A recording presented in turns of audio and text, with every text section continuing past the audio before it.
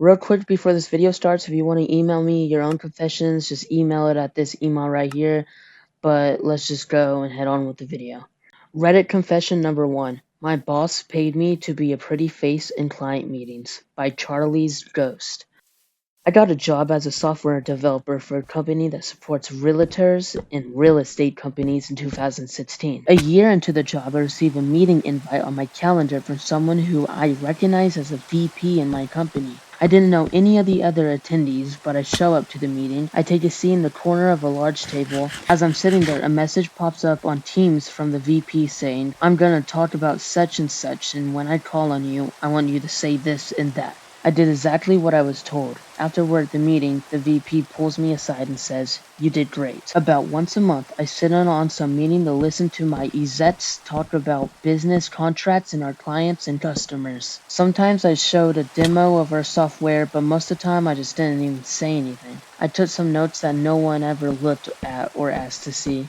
I was at the lowest level of the totem pole. I have no reason to be at the meetings. The big wig at my company told me he just wants me to be aware of the business, whatever that means. A few times my company flew me to Dallas, New York, Orlando, and elsewhere to quietly sit in some meeting. Once I got to eat dinner at a fancy restaurant in San Francisco, and all these strangers who had more money than God as they talked about goth and business contracts. One time a client starts talking to me about real estate things I had no understand about. That is not the proper grammar. He asks what I do for the company. The VP answers on my behalf before I even get the words out. This is name. She's our lead technology strategist. She ensures our business priorities align with our tech. The client accepted this at face value. I smile and nod along with the VP's brazenly confident bullshittery. I was now certain of the true unspoken reason for my presence. They liked having my pretty face and soft-spoken voice in these meetings. Maybe they thought my feminine wails would disarm and pacify our business partners into a more agreeable business deal. I understand my role in these meetings. Despite that, no one has ever made a comment on my physical appearance or attractiveness. I was never sexually harassed on the job. He treated me with absolute professionalism.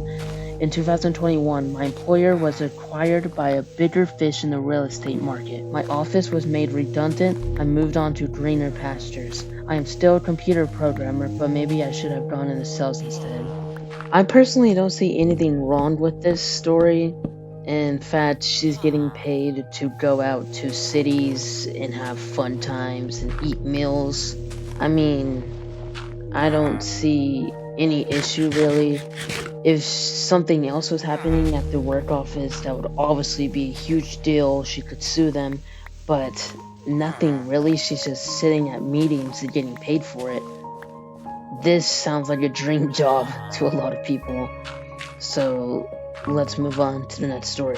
There is somebody mowing outside, so if you hear any noise from that, I'm sorry. Reddit confession 2. The breakup hurt, but the self-realization hurt more, by She4.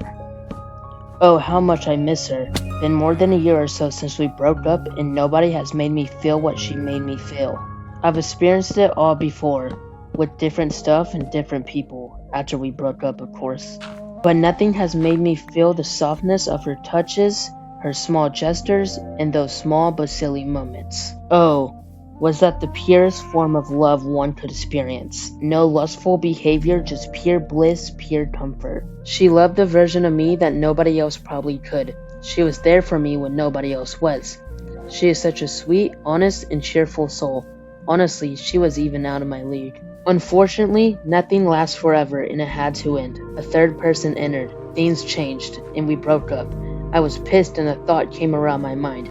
How could that bitch cheat on me? I started believing how people change and nothing is true. The posts on social media fed me, and the stuff that it made me believe made things even worse. I made her the villain of the story, but she was not. I never tried thinking from her side of the story.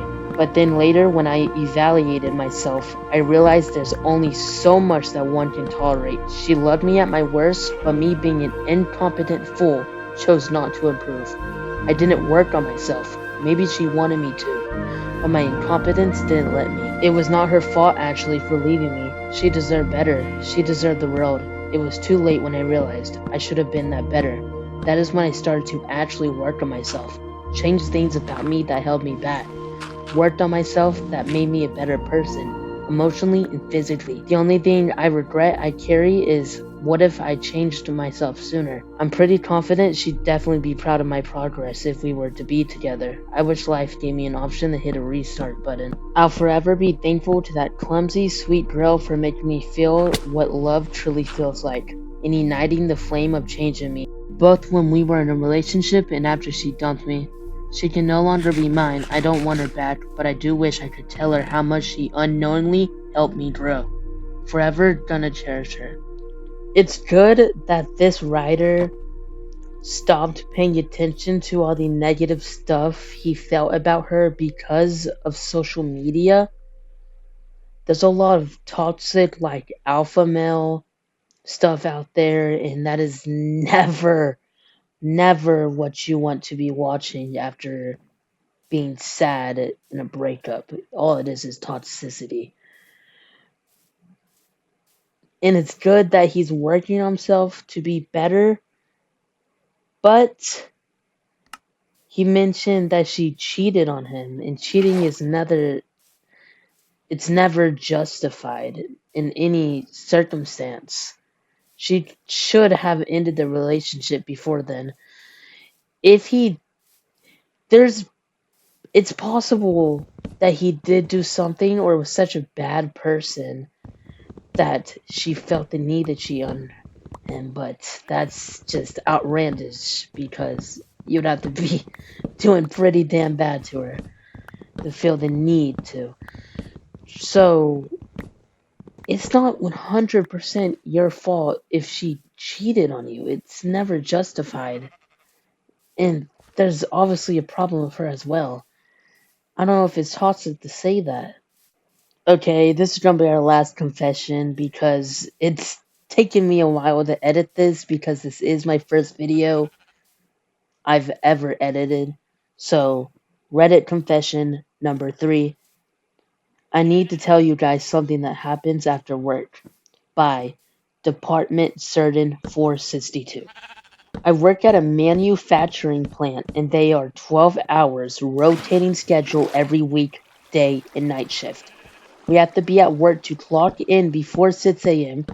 I have my alarm clock set at 5:25 a.m. to go to work.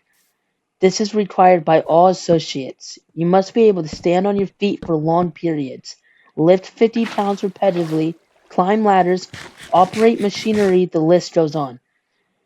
It's a lot of work and moving around. My position, I work in packaging area. We're on the production floor until 6:30 p.m. And then that's when night shift comes in, and then we leave. We would think that because of those long hours in the work, when it's time to go home, people would be running out.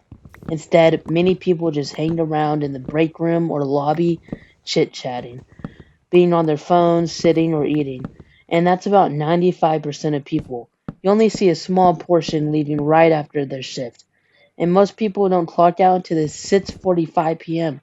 With me, when it's time to leave, I like to grab all my things and go immediately. I really don't have anything to say about this. I mean, I don't even feel like this was important enough to put in this video, but I don't care. So I'm just gonna read some of the comments. For some people, workmates are their only family. Or, they like people in their company. It's a hate comment. At my work, some even come to hang out on their days off. It can be that they just need that wind down moment rather than rushing away. Maybe they have a family at home and need some time to transform into family mode. People are lonely, the true epidemic. Well, that's going to be the end of the video. I know it was not that good, but I hope I can consistently make these and get better throughout time. I've just bought a mic and I hope it sounds good. I mean, it was only $30, so I'm begging. I'm growing like restless of editing out every single fucking breath I do. That's mainly why I'm ending the video after only 3 confessions, because I'm not trying to pay for an edit service where it edits the breaths out for me. It's just I got like OCD or something, so every single breath I try to edit out. I'm gonna try to be more lenient about that. I'm gonna order a better mic. Hopefully, it works better than my Xbox controller headset mic. But I I hope somebody likes this video if anybody watches this. Bye.